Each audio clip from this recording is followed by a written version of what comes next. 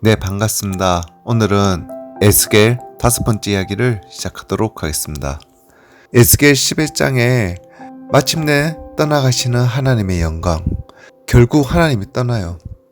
회개하라 했는데 회개하지 않으니까 하나님이 떠나요.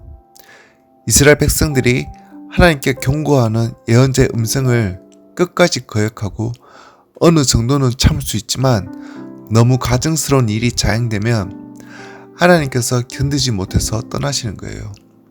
12장에는 이사하는 행구. 또 여호와의 말씀이 내게 임하여 이르시되 인자야, 네가 반역하는 족속 중에 거주하는도다. 그들은 볼 눈이 있어도 보지 아니하고 들을 귀가 있어도 듣지 아니하나니 그들은 반역하는 족속임이라. 그러니까 하나님께서 에스겔에게 예루살렘에서 바벨론에 포로 잡혀온 그 사람들 중에 내가 거하는데 그들은 패역한 족속이다. 우리가 이미 공부한 대로 예루살렘에 그대로 남아있는 사람보다 바벨론에 포로 잡혀온 사람이 좀 괜찮은 사람이잖아요. 그렇지만 하나님 눈에는 그들마저도 패역한 거예요. 그 중에 괜찮다고 하는 사람들을 바벨론에 잡아왔는데 하나님 눈에는 그들까지도 패역하다는 거죠. 그러면 예루살렘에 남아있는 사람들은 오죽하겠어요? 그래서 에스겔에게 패역한 족속들이기 때문에 너는 이 말을 단단하게 하지 않으면 안 돼. 내가 그 패역한 족속을 상대해야 되기 때문에 내 이 말을 단단하게 열처리를 했다. 우리가 이 패역하고 악하고 음란한 세대 가운데 전도자가 되려고 한다든지 선지자적인 담력을 가지고 일을 하려고 하면 얼굴이 뻔뻔해야 돼요. 너무 약하고 쑥스럽고 부끄럽고 껄끄럽고 하면 일이 안 되는 거예요. 그래서 12장 3절에 보면 인자야, 너는 포로의 행장을 꾸리고 낮에 그들의 목전에서 끌려가라.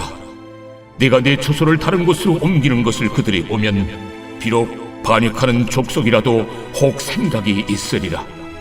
그러니까 에스겔이 어떻게 하느냐 하면 성벽에다가 구멍을 뚫고 거기에 자기 이삿짐을 가지고 들락날락 하는 거예요. 그게 에스겔의 설교예요. 에스겔 설교 준비가 상당히 어려워요. 인분불에 빵을 구워서 390일간 설교해야 되고 때로는 손바닥을 치면서 창자가 끊어질 듯이 외치면서 발을 동동 구르면서 해야 될 때도 있고 성벽에 구멍을 뚫고 이삿짐을 지고 들락날락 하면서 해야 되고 하도 사람들이 폐역하고 강팍하고 목이 곧고 길을 기울지도 않고 하니까 이삿짐을 가지고 들락날락 하는 거 보면 폐역한 백성이라도 생각이 있지 않겠는가.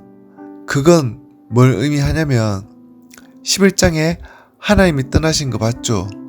그러면 예루살렘에 하나님이 안 계신 거겠죠. 그렇게 되면 이스라엘 백성들은 거기를 떠나야 돼요. 하나님이 떠나버린 예루살렘에 있다가는 다 죽는 거죠. 그래서 훗날에 예수님께서도 공식을 하나 가르쳐 주셨죠. 선지자 다니엘의 말한 바 멸망에 가증한 것이 서지 못할 곳에 서는 것을 보거든 읽는 자는 깨달을진저 유대인에 있는 사람들은 산으로 도망가라. 살고 싶으면 멸망에 가증한 것이 서지 못할 곳 성소나 지성소에 세워진다는 것은 하나님이 거기를 떠났기 때문에 그런 일이 자행되는 거니까 그때는 살고 싶으면 예루살렘에 있으면 안 된다는 거죠. 그런데 거짓 선지자는 그때도 뭐라고 하느냐? 하나님이 우리와 함께 하지 않느냐? 재앙은 우리에게 임하지 않을 것이다.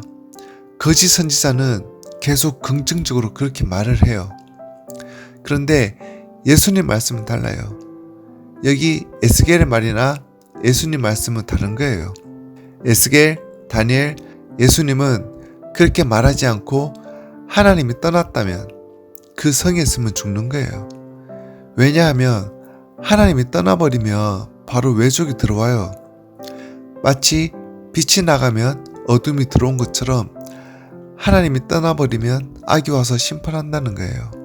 그래서 AD 70년경에 예루살렘 멸망 직전에 예루살렘에 있는 성도들이 다 사라져버렸죠. 사도들만 몇이 남아있는데 마침내 AD 70년 예루살렘 멸망 전에 제비 뽑아서 각각 자기 선교 나라로 제비 뽑힌 대로 가버렸죠. 가버리고 나자 로마 군대가 와서 에워싸가지고 예루살렘에서 110만 명을 죽여버리죠.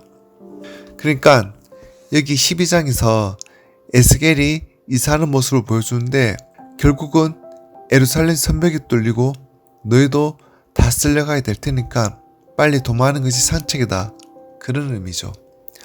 13장에는 영혼을 사냥하는 거짓 여자 선지자, 빵 몇 조각 얻어먹기 위해서 방석을 깔고 앉아서 예언을 해주고 기독교 점쟁이처럼 점을 치고 하면서 영혼을 사냥하는 거짓 여자 선지자가 있다는 거예요. 한국에도 이런 사람 많은데 기도해주고 돈 받고 예언해주고 돈 받고 거짓 선지자가 많다는 거예요. 이런 거 찾아가거나 따라가면 안 됩니다. 14장은 또 질문하러 오는 장로들, 에스겔 뜰에 툭하면 찾아와서 그래요? 한번 물어봅시다 하고 따지고 질문하고 여전히 질문하는 자세가 되먹지 않았기 때문에 하나님께서 그 질문하러 온 사람들에 대해서 굉장히 노여하는 그런 장이고 15장에는 포도나무 비유예요. 요한복음 15장도 포도나무 비유고 에스겔 15장도 포도나무 비유가 나와요. 포도나무를 가지고 가구를 만들겠어요? 건축을 하겠어요? 안 되겠죠. 포도나무라는 것이 열매를 맺히지 않으면 가구도 안 되고 건축도 안 되고 아무짝에도 쓸모가 없어요.